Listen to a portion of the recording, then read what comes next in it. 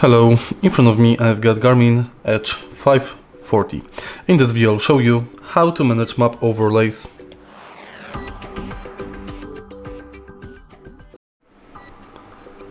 In the beginning,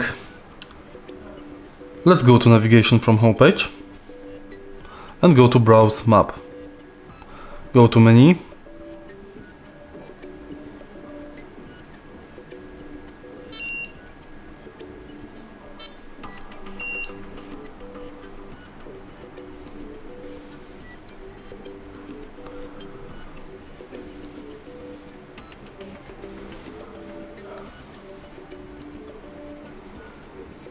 go to map overlays,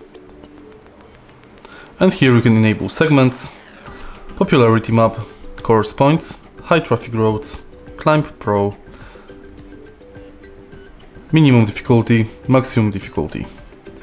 If you find this video helpful, please leave like, comment and subscribe.